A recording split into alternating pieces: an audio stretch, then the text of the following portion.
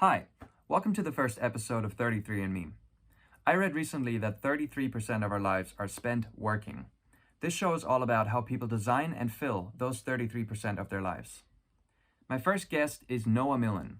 Noah is an educator, an academic, and an organizer. In our conversation, we talk about the value of education, the transferability of skills, and what to do when you feel locked into a certain career path and you want to make a change. Unfortunately, because it was my first interview doing this, the audio and video quality on my end aren't quite where I wanted them to be. But starting next episode, that's going to change. If you can look past that, I hope you'll enjoy the video and see you on the other side.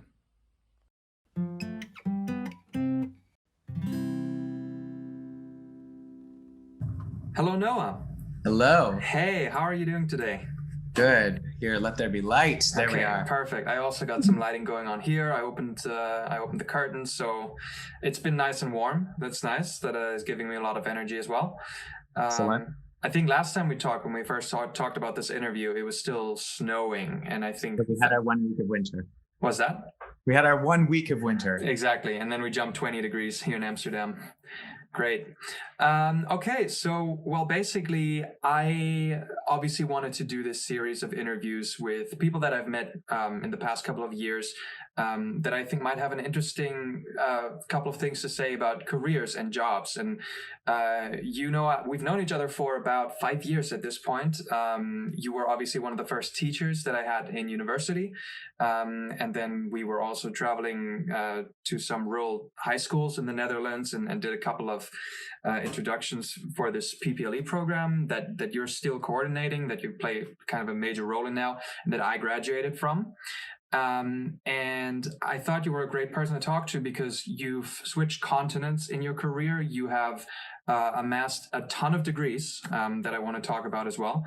And you're doing kind of an interesting thing at PPLE now at this college at the University of Amsterdam.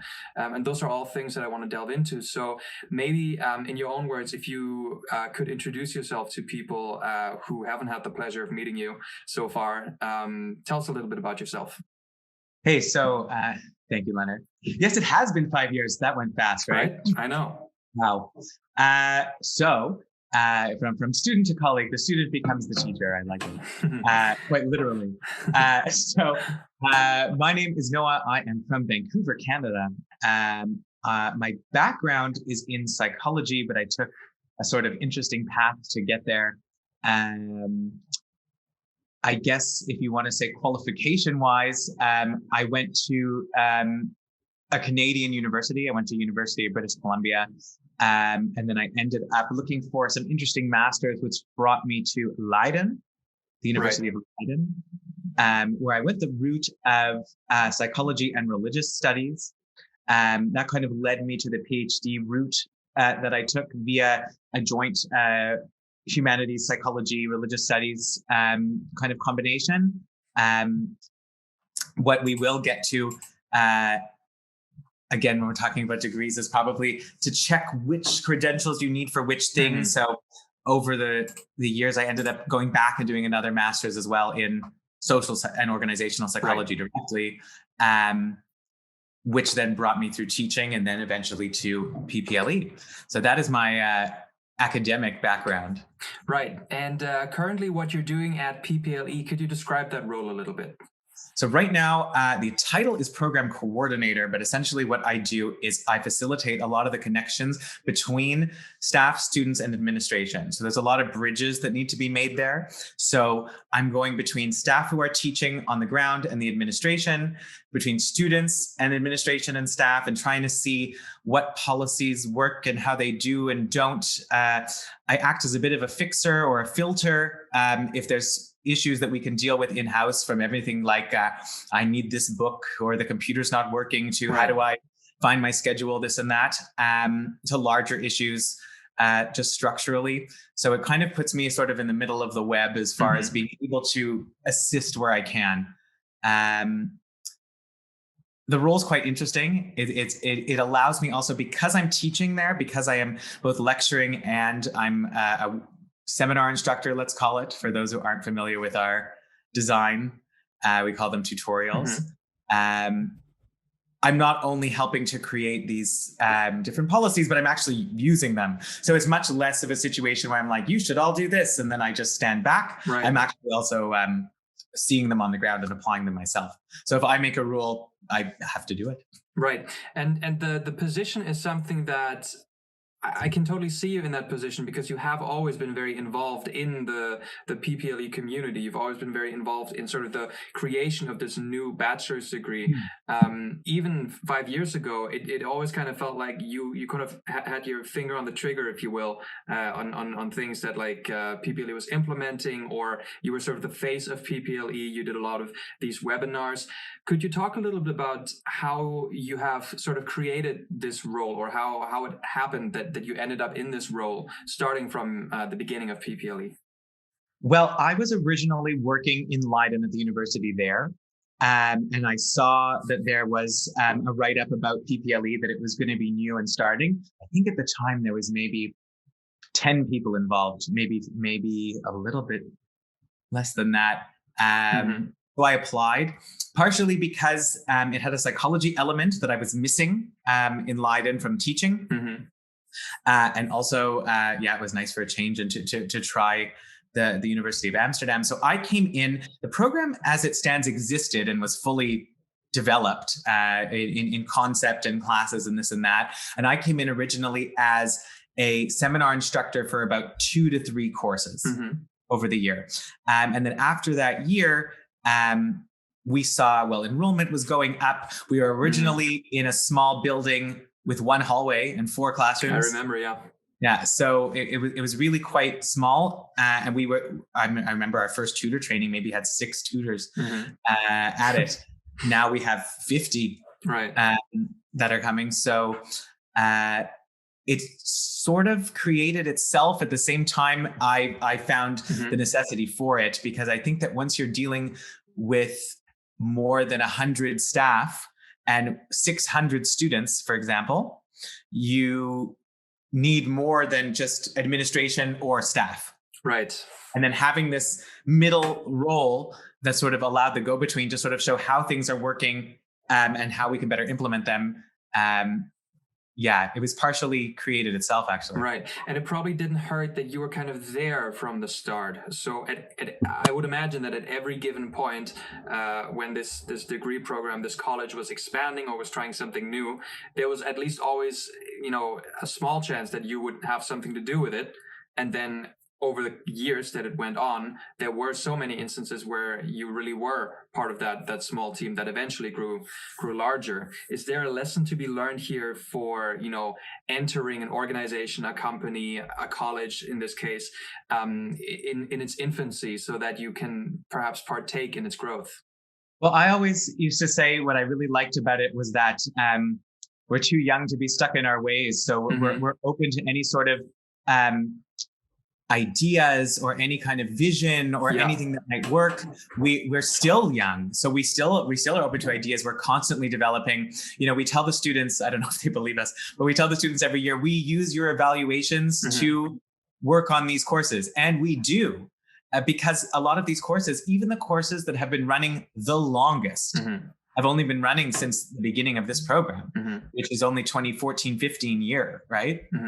So when we say that we're open to feedback and that we use it and that we want to use it to develop, I think that's, I know that it's true, but also being in a young program, or I imagine it would be similar if you were in a startup, which I've never done before in a business sense. You can have your voice heard, you can have your ideas heard, because the ideas about what works is only in theory because it's worked somewhere else, but nobody truly knows how it's going to work for you. So it's a good time to throw around these ideas, and you don't have that roadblock of someone saying, well, no, we never did it like that. We've always had, we've had, Madeleine Moret was there in the beginning, and she really created so much, and she was always so open to ideas and adding to the program. We have Bram now as well. There's always a discussion. It's never been a program of, nope, this is how we do it. Let's zoom out a little bit, because we've been talking a lot about sort of the past, I want to say 5 years, or PPLE starting 6 years ago. But let's talk a little bit about sort of like your trajectory. Would you have imagined, say, 10 years ago that you would be doing what you're doing right now? No, I thought that I was going to be going the teaching and research route. Right. Or, yeah, like presentation. I like presentations, and that's probably why I got into presenting for PPLE. Yeah. Not that I only like to hear myself talk, but more I like to be able to engage an audience in a realistic way, connect with them. I think a bad job for me would be only behind a desk where you don't get a lot of interaction. Right. So I always liked presentations. I always liked going to conferences. I always liked public speaking. Mm-hmm. So that definitely allowed that, but I didn't see myself doing it beyond, this is what I've presented. Mm-hmm. Here's my research, until I realized that the world of research, is a lot different once you get out of your PhD. Let's talk about that word different, because you're using the word different, but let's dig into that a little bit. What is the world of research in your experience? Well, it's highly competitive.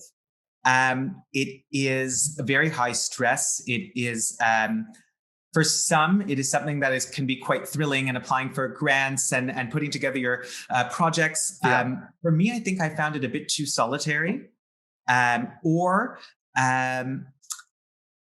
just didn't find that it had that security that I liked, as far as I like to be good at what I do, but not to always feel like I'm fighting to do it. Right. And that's not to say that it's bad, because for some people, they absolutely love it. Mm-hmm.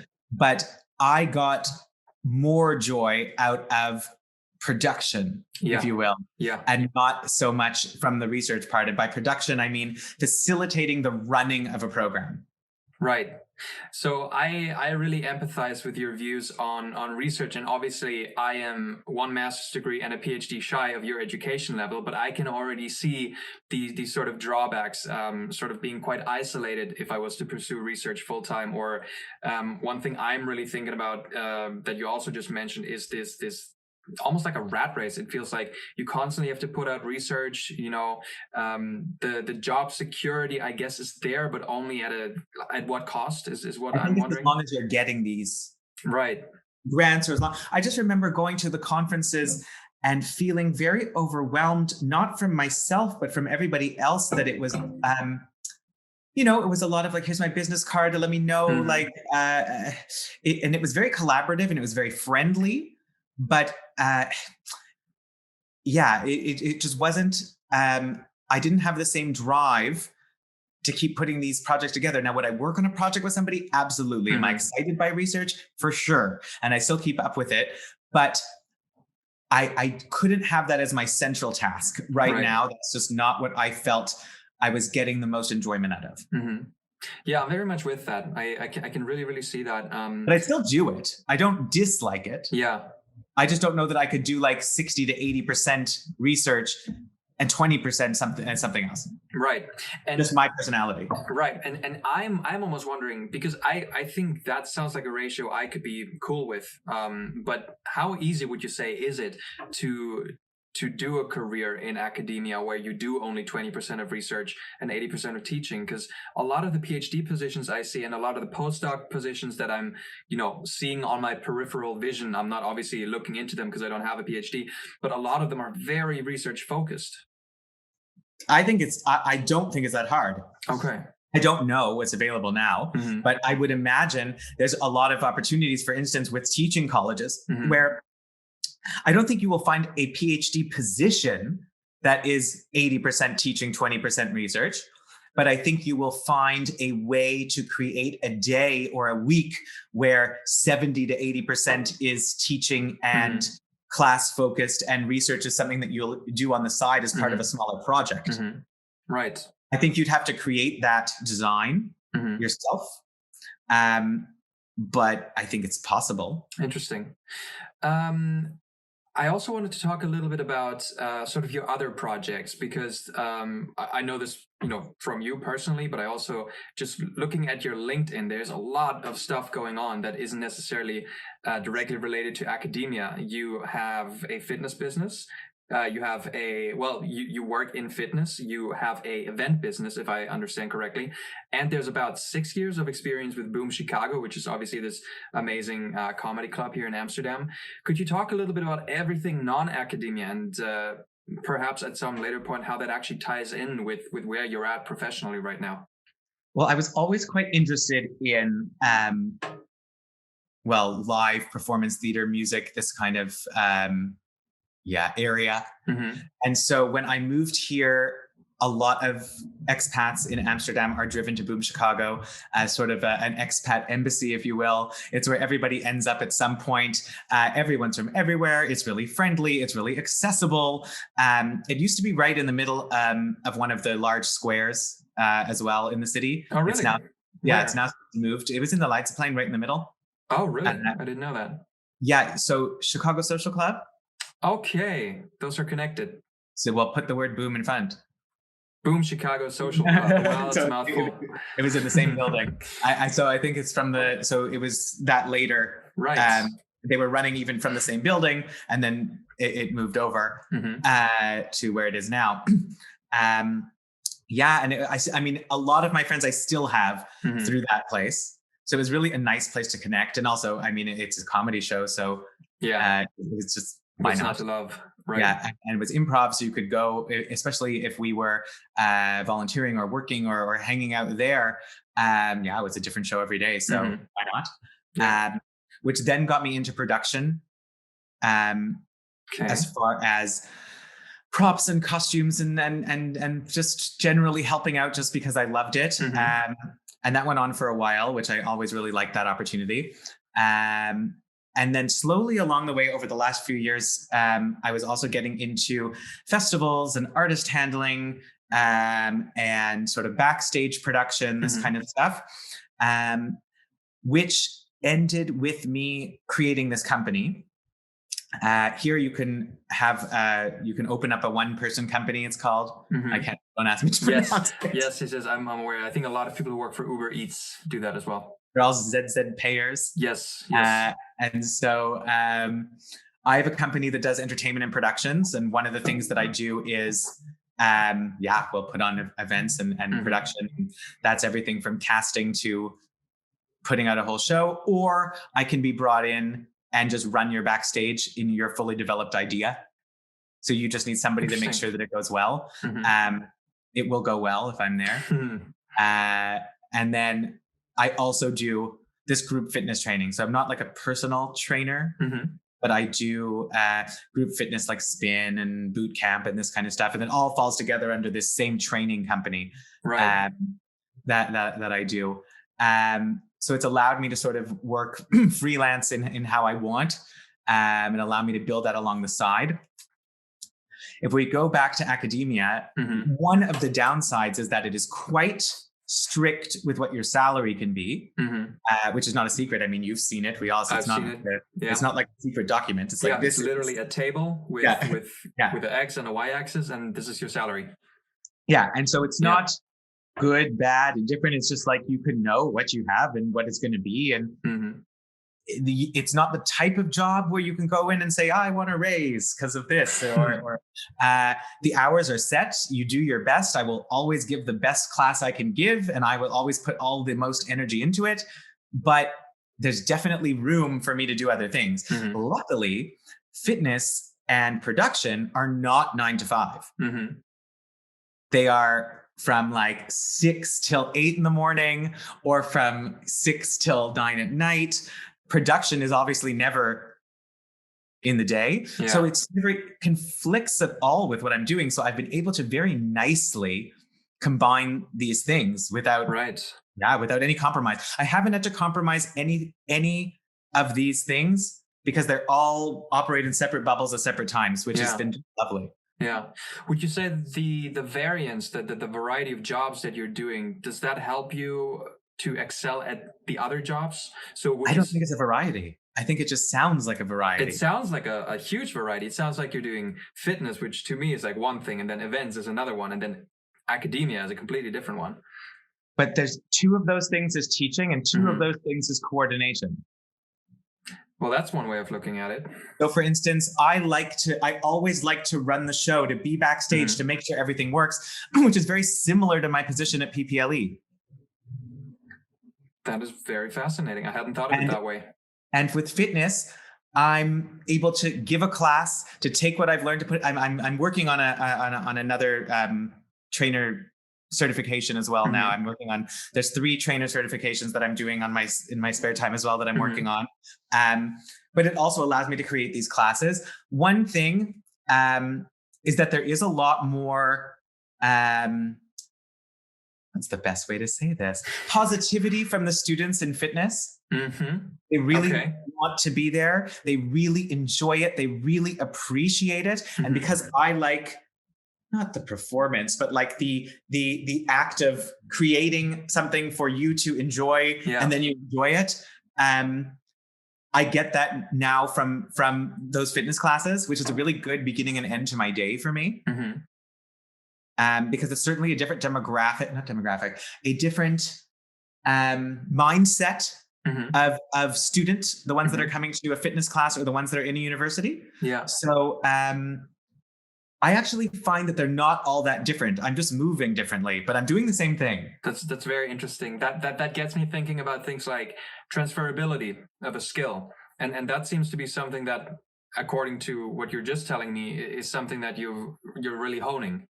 Right. Well, if I can help make a 600 student, 200 staff program run, and I'm not doing it myself, but that's the point, is that you're working with people, you're collaborating. Everybody needs everybody to make it run, right? And I'm playing a part in that. Maybe I'm like a cog between 2 other things, right? So that's the same as production in an event. I can't make it run, but I can be between the performers and, so let's say, the staff and the audience, the students, and the show itself, and just be there to make sure that it runs a little bit more smooth. So I kind of operate the same function where I'm somewhere in between. That's very interesting. It really gets me thinking about sort of how everyone probably has that ability to sort of like transfer the skills that they've accumulated in one job and bring them to a whole, apparently different gig, but it's kind of still the same under the surface. Are there any jobs, any positions that you can think of that you would like to pursue where perhaps what you've learned so far could be a really valuable asset? Well, can be interesting because I believe more what you're saying, which is like, it's the skill and it's what you like to do, and that can translate. I don't believe that a lot of corporate and companies feel that way, and they want you to have experience in that thing. So if I've organized a program at a university, they don't see that I would have the ability to be a program coordinator at an office. They don't see skill to skill. They see more past experience within the same world. So they don't see it as a skill. They see it more directly about experience. Right. For me, it's that I love to coordinate and produce. So I think that anywhere that will allow me to coordinate and produce, I could do a decent job, if not a good one. And are there any places, let's say you had whoever's hiring sort of like convinced of this, what would be a place that you would love to at least check out for a while? I think it's hard for me to think of a place off the top of my head, like a company, but I think that it would be neat to work for some sort of production company that maybe works in media or advertising or something that needs something put together or run. In the past, everybody's fired an application here and there just to like see how it goes. But usually the response is, sorry, you work in academia and we don't work with academics. You get responses? That's crazy. A couple that I'm old, Leonard. It's hard for them to just ignore me, but they still do. I actually find that working in a corporate environment, a lot of upper degrees can be a bad thing. I've been told a few times to take PhDs or masters off of CVs because it's threatening. Wow, I've heard of that. That sounds wild to me. So I think you also have to look at your CV. I have another friend who applied to a job and they said, listen, you've listed 2 masters, take one off. They will not hire you. It's too smart. I'm like, oh, gosh. Wow. So I mean, I haven't done it myself that I've taken off, but I've thought about, okay, well, do I tailor if I would ever want to? I mean, now I'm not applying anywhere. I mean, I'm quite pleased with everything. But you know, sometimes something falls across the table and you're like, oh, let's just throw my hat in the ring. Yeah. I've been there, done that. And just why not? But never get discouraged. You keep writing those down. I think that where a lot of places, especially in the Netherlands, where people make a mistake is that they don't write a sound motivation letter. Because I think that with the exception of a few people, everyone will have the same CV. Right. And a lot of places, what they ask for with the CV doesn't make a lot of sense. That's why I really like, I hope you've seen like the vacancies for the UVA, they should make sense. Like they don't say starter position needs 10 years experience. No. I mean, the fact that I'm currently working there with 0 years of experience. No, but we're very open to letting people, develop. Whereas a lot of places will be like a entry-level job must have 7 years previous experience. Right. Right. Yeah. I mean, there are things like that, and there's constantly memes on Reddit that kind of show we don't want any. It's just true. Yeah, exactly. The whole definition of a meme has changed because of it. So what you were saying, sort of, the application letter might not the covering letter. So, what is it lacking? Like, what are the problems with it? What do you think? I think that a lot of people use the motivation letter to write their CV in sentences. But we already know where you got a degree and we already know what job you had. So this is more about what did it do for you? Why is this a good match? Why do you want to work for us? Why should we want to work with you? How has what you've done led you to being able to be the best at this position? And what we usually get is, I've done this, I've done this, I've done this, I've done that. Ta-da! I think a big problem with this is that a lot of the times when I write a motivation letter or a covering letter, and this was actually what I meant earlier when I said you get responses, it wasn't a diss on your age, it was the fact that I don't get responses 95% of the time. 95% of the time, I don't even hear. That's good. I get 5%, and they say no, and they say, and even those just say, due to the large number of applicants, we cannot give you, individual feedback. And I think for that reason, a lot of students or people who are just sort of starting out, perhaps my age, a bit younger, a bit older, we don't even hear that feedback because we never get told that we shouldn't be doing this. Because when we think of this position, we think the exact same thing. We think, all right, there's going to be 20, 30, 40,000 people applying to this. Yes. And unless I give them like a very professional, very like down to earth idea of who we are, then we not even get a shot. And then they maybe do that. So that's where I think people miss. So first of all, I believe, and I don't know because I've never worked for a company that gets thousands of applications. There's probably some way that they skim through, till they have a couple hundred or whatever. And that's probably based in your CV. Then they're going to look to the motivation letter. I think that, and from what I've seen, because I look at a couple hundred motivation letters a year, let's say, a lot of people write a motivation on why I should be motivated to hire you. Right. And I think that it would be better to write a motivation letter on why you're motivated to do this job and why we should hire. You know what I mean? Yeah. And I think that first part gets missed a lot. Yeah, completely. And I see myself in that too, because I try, well, I guess I should be doing it, but the reason I wouldn't do that, the reason I wouldn't really try to explain to you why I am sort of like the right person for the job and why I really want to do this is because that seems to me like I'm putting up a show. Like I'm trying to tell them like, look, this is my life's calling. I have to be doing this. What are you telling them? What's that? What are you telling them instead? It ends up being a lot of this. It ends up being a lot of like, as my experience as an interviewer for Room for Discussion shows, I can talk to people in suits. And if you can talk to people in suits, you're going to make money. If you can make money, you can do anything, son. Like you end up being this sort of like, you do get into this capitalist mindset of like, how can I add value? It's always about the value proposition that you're thinking of. Number one, I don't know if you guys knew this, but at the University of Amsterdam, for example, there's a career center where just for free you can go and learn how to write a motivation letter and CV, and they'll go over these things with you. And I do not think enough students use it, and I don't know why. It's like my roommate just used it a while ago, and I never knew it existed.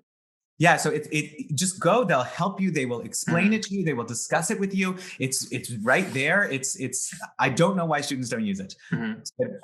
Go, it's great. So that's number one. Number two is I have previously, this was a great one. I was told to apply for a job. I did, and I sent a motivation letter and whatever. Then I didn't get the job from that person.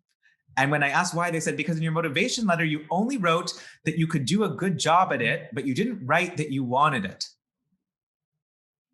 And I said, well, I applied. They were like, yeah, but lots of people applied.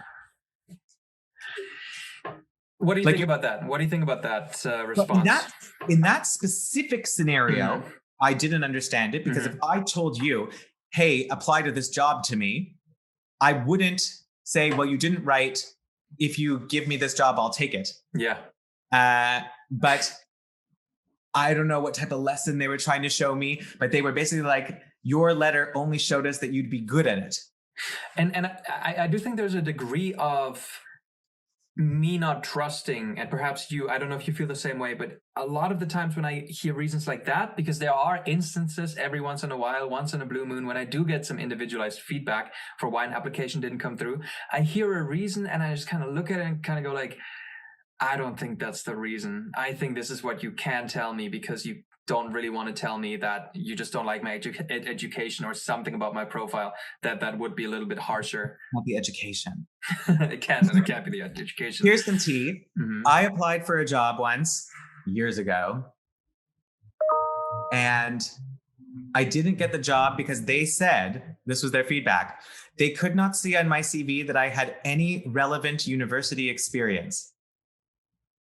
See, they didn't read your application. And so I said, just for fun, I was like, who cares? So I called and I said, listen, I just want to know how you read this and saw no university experience, because actually I only have university experience for years. It's all I've done. And they were like, oh, we'll get back to you. And then it's now 2021. Okay. So yes, I do think a lot of times they don't read it at all. Yeah. Because I would have rather them said, we don't like you. Right.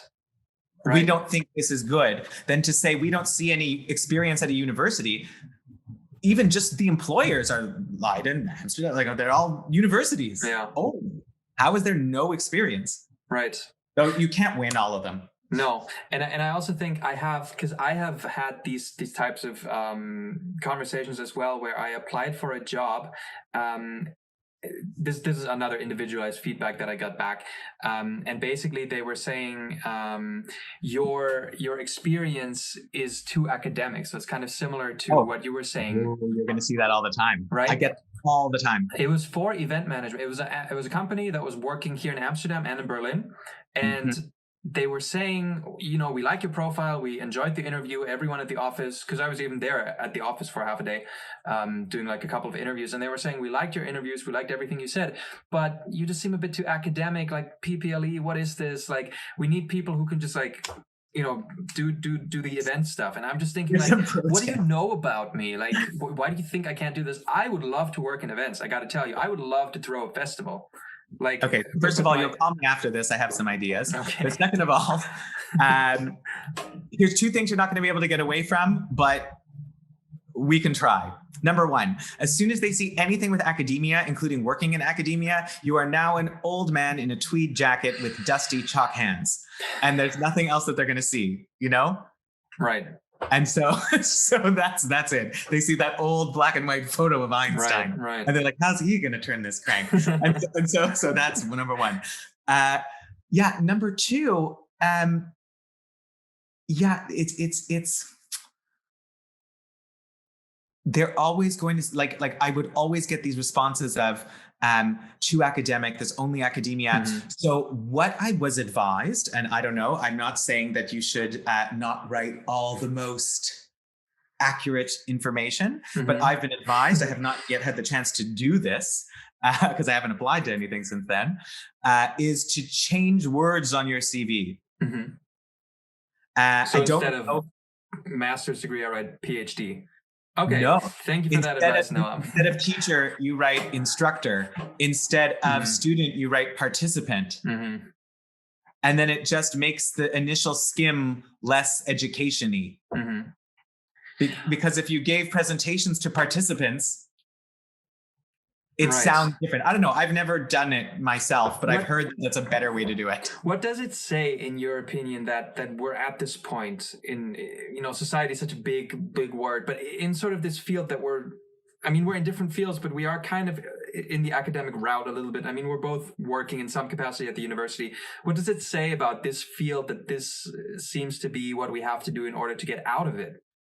I find it disappointing that companies themselves are not willing to look at skills or desire or experience and just assume what whoever could be capable of based on that. I don't like the idea that having upper level degrees makes it seem like I couldn't function. That is bizarre to me. That is bizarre. Yeah. And I guess for a while, I always found myself a little bit bitter that I had a lot of friends that would, for instance, do a bachelor and a master or just a bachelor and then get these really exciting jobs, and that I would apply and they'd be like, we don't see how you can ever do this. And I was like, but my friends can, and I'm just as capable. Right. With more training. Right. On the other hand, I can see why someone that's in recruitment or HR, which is typically a position that's done by somebody that only knows that, doesn't want to spend the time to hope that you can do it when someone else is coming from a different company that did it already. Yeah. I actually have some insider perspective on this, because I was actually working as a recruiter for tech in London for 5 weeks until I got fired because it was a terrible gig. And I didn't do my work. But from that experience, I know that this is true. The hardcore capitalist companies, the ones that are really all about just making money, get a mortgage, get a wife, settle down. Like, this was the mentality there.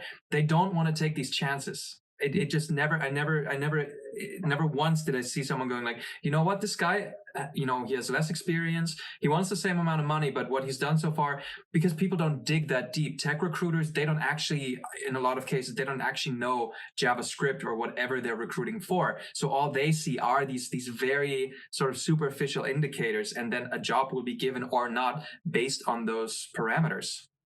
But I see that all the time in CVs, even from students that are applying to things. They'll write founder of this, CEO of that. I'm like, what is happening here? Yeah. Like, anybody can be the CEO and founder. Yeah. Those things don't mean anything. No. And you can just list. But the other thing I've realized is you can just list 1,000 skills. And yes, obviously you should never make something up on that because it could come back to bite you. Yeah. But there are very few places that I've seen that give you an exam. I have in no job I've ever had did I ever have to show my bachelor's degree or my master's degree. No, me neither. Oh, well, actually, I had to show the PhD for my current position, but I never had to show the bachelor or master's, but I guess they assume you had one. Yeah. But wait, you never had to show your bachelor's degree to go to Leiden? To apply to the master's. Okay. I thought for working, but then when you worked there, it was... When I worked at Leiden, they knew I had a master's because it was from Leiden. Right, okay. Then when I worked at University of Amsterdam, I only had to send them the PhD diploma, which they had to have assumed meant I had a master's and then a bachelor. Yeah. But they never, if they looked, it would take them 4 seconds that I do, especially because it's in academia. But I never had to send them a legalized diploma from University of British Columbia that I got a BA in psych. Yeah. Let's go back in time a little bit. Let's go back to UBC.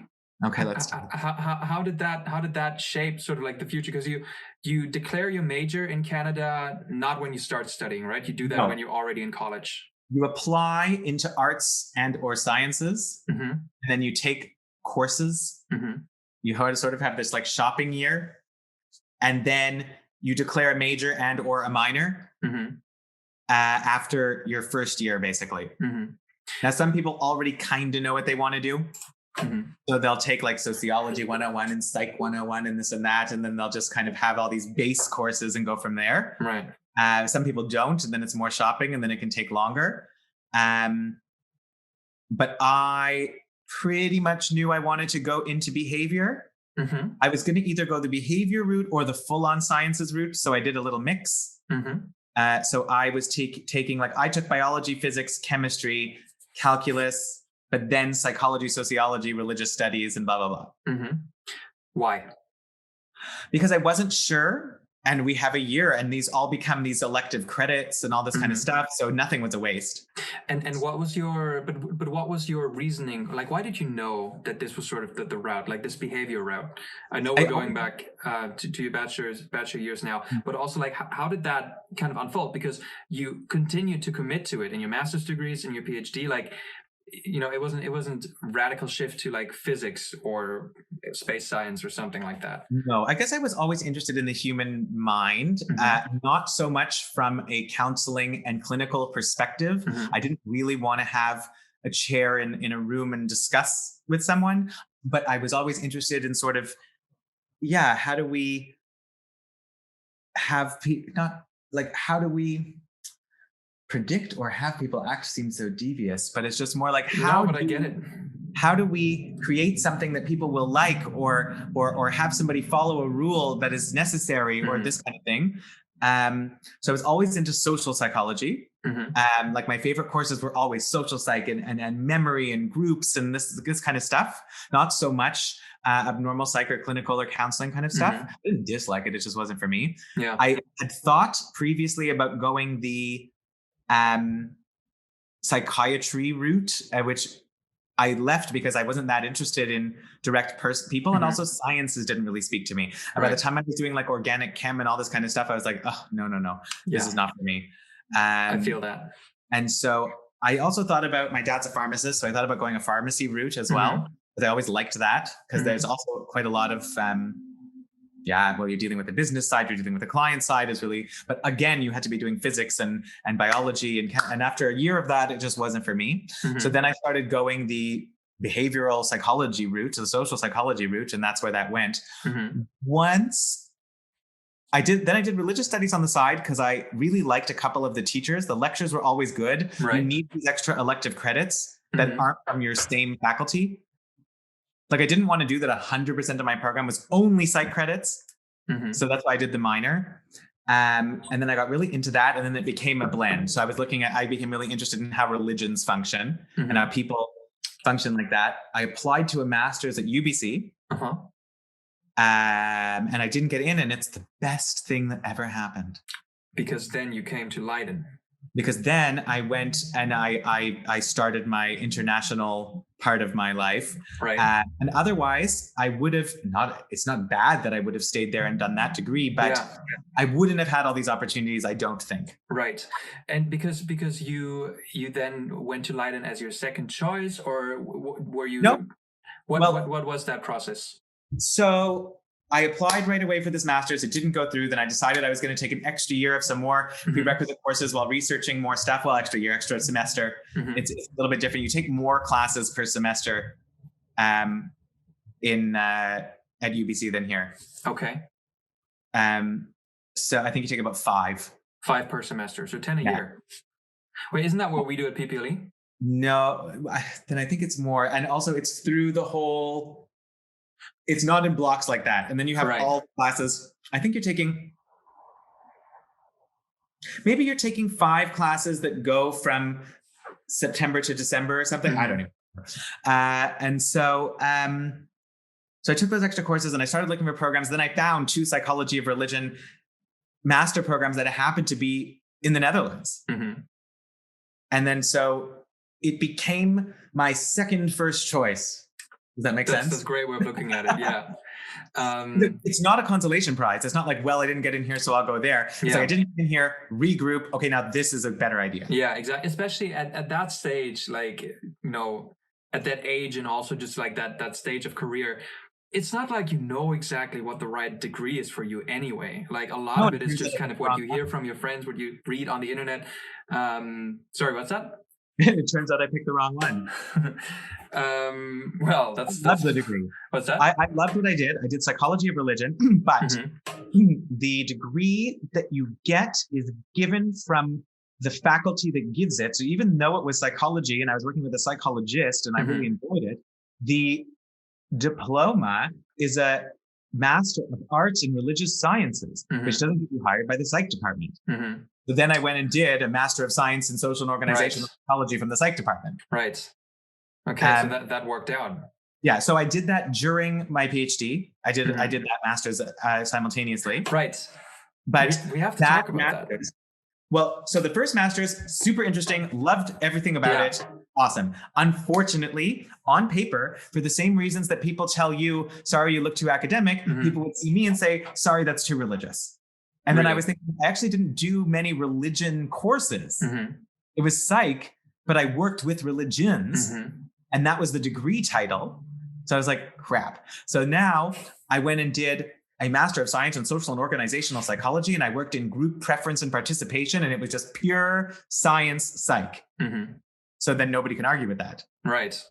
But I mean, it is interesting that you're sort of doing a master, PhD, and then another master. Like that's a ton of degrees. What would you, in say one sentence, what did you get out of each of them? Well, the first degree, I learned how to be a proper student, because I don't think you can be in a bachelor. I think a bachelor is a lot of like flailing and whining until you leave, and then you realize what you want to do.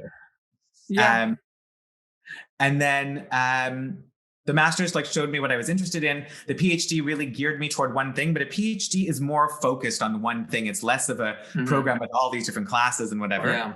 And then the second master's, I felt like it was more like skills training, because the second master's was like a straight up Master of Science in Social and Organizational Psychology, statistics, rigid, group dynamics. This is what it is. Bam, bam, bam. Working with all the psychologists. Like, here's your Master of Science in this. There's nobody to do it. Interesting. My experience with the one master's that I did, which was at the UFA, Political Science, International Relations, it felt like repetitive. I really want to say repetitive, because all the methodology stuff we already covered in PPLE. That's just so advanced. But I mean, in a way, it's probably a good thing. But I still kind of felt like I was there and just repeating work. Sure, I learned new things. I took one very interesting class on the geopolitics of energy in Eurasia. Fascinating, especially because PPLE and a lot of undergrad programs in Europe, in my opinion, don't really offer these specialized classes where you're like really learning about a case study in depth. So that was interesting. But beyond that class, it really felt like I was just getting a piece of paper. So this master's degree. Could you speak a little bit to that? Is that a valid motivation to get a master's? I think that what you suffered from was the fact that the bachelor that you did, and yes, there's bias because I worked there, but when you're doing a small scale intensive bachelor, it's almost like you're doing a master's style situation. So most people in a bachelor don't have classes with 15 students, with specialized staff, with that sort of attention, with the type of essays and projects and presentations that you have at PPLE is more advanced.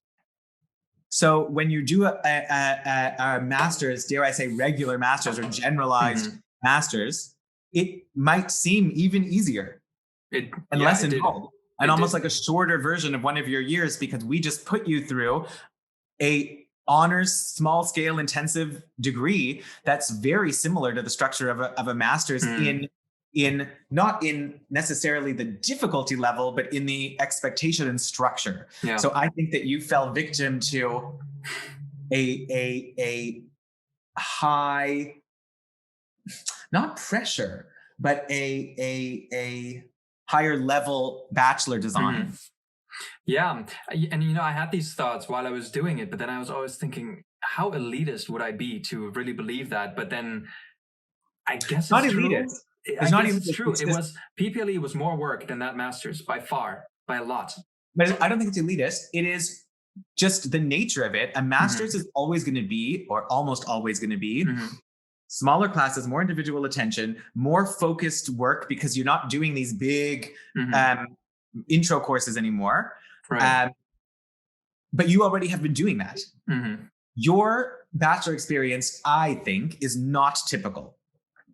Probably not. Because you had a lot of focused courses with specialist instructors, with small classes, with a lot of group hands-on work. A lot of people globally do bachelors where they're in 1,000-person lecture hall and they hand in a term paper. Yeah, I mean that was the reason why I tried to not do it in Germany, because Germany, even though it has a very nice sort of free education system, so anyone can study for virtually no money, it is true that especially for sort of popular degrees like political science, especially in cities where you want to be, Berlin being the prime example, you're gonna be in a lecture hall with 400 people, but then the individual groups are going to be not 20 people, they're going to be more like 40, 50 people. You're not going to do presentations. I have friends from Germany who studied in Germany, who then studied abroad in Australia for a while, who were just completely overwhelmed with the idea of doing a presentation because that just hadn't happened since 12th grade. Yeah. But I mean, it's very common that people come back to our education desk to say hi. And they're like, oh my goodness, like my master's, I felt like, what are we doing here? Because I felt like I'd just been doing more work than that the whole time. Or they'll go on exchange and they'll come back and they'll say to our exchange officer, wow, that was so easy. Yeah. I got to admit, I hear that from almost everyone, from the PPLE cohort that I was in. I have heard from almost no one, also people who went to like really prestigious schools, around the world for their master's degree. Almost no one said that it was harder but okay. I think that you are very prepared leaving us. I would say so.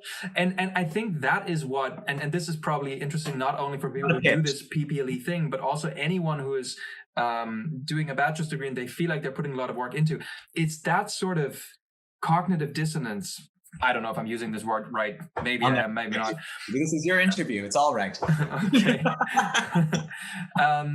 It's maybe this, like, these two sets of standards that we have where we think we are very prepared. A master's seemed very easy to us. Why are we not getting jobs? What is it? Nobody is. What is the? But exactly. But this is the thing that I think people, for example, from PPLE, kind of fall prey to. That we think, well, we should be getting a job because clearly we're prepared. So what's the hang up? It must be me personally. I hear from a lot of my friends that they feel personally disappointed in themselves because they think that they have been given all these tools, they've been given this great education, but they still can't make anything out of it. So it must be a fault of their own. And I think that's kind of messed up. Well, I'll put on my psych hat. I think that's natural. But I think that if you step back, you just said all of these people are saying this and feeling like this because it's just everybody. Yeah. There's no bachelor degree that is going to guarantee anybody anything. There's no master's degree unless you do it. It's something that leads you right in. Like, unless you're doing something that's like, this is this vocational training for this job that's going to get you one. And I just think the sad thing is that right now that's what's happening. I think there's a lot, but a question that people always ask me at the information session for PPLE is, what job do I get with this? I'm like, well, it doesn't come with one. Yeah. And unfortunately, you will likely have to continue for a master's or something. Yeah. Oh, yeah. Because that's how the world is. It's not because our education is poor. And it's so cliche, but like all of these people, they will find something and somebody will reply and it will happen. Yeah. It will. 100%. Yeah. But it will not be what you imagine it to be in your first year of college in most cases. 1,000% it will not. Also, the first job that you get is not going to be the CEO that you already had on your CV from before you applied for us. Yeah, I can't lie. My LinkedIn also says I'm the founder and I was the CEO. You were founder and CEO? Oh, I'm so touched that you took time for me. A pandemic, and then I just gave that away, Right. We are approaching. My job, just to tell you, my company, I think I wrote employee as my position. Oh, really? I didn't to not come off as sort of like this founder guy? Well, I just didn't know what founder and CEO meant if I'm a freelancer at my own couch. This is the CEO. So you're essentially too timid to call yourself the CEO of that company. I'm the CEO with my executive assistant Whistler Starbucks mug. Perfect. I have the same. I have a Seattle Starbucks mug just like that. Oh, Pacific Northwest. That's where it's all. Pacific Northwest. That's it. Okay. We are approaching the 1 hour mark. Yeah. That just I have a meeting in about 5 minutes, but exactly. That's thank why. you for this. This was nice. Absolutely. Very enjoyable. If people want to find you, how can they find you? I don't have a lot of things. You have a LinkedIn. LinkedIn, you can find me. You can look me up. Yeah. Instagram works. Okay. I don't have Twitter because I don't have much to say yet. Maybe I don't have everybody yelling at me. I don't know what else the kids are using these days. I didn't make TikTok because I can't dance. I haven't. TikTok is like, I have no idea. I'm too old. I'm too old. Also, it's a Chinese ransom spy software, I think. I don't know. I have Facebook, but I don't really use that for anything other than birthdays. I think LinkedIn is great. LinkedIn. Cool. LinkedIn, Instagram, send me a message. Perfect. Sounds good. Thank you so much for your time. And yeah, I'm going to stop the recording now. Excellent. Bye.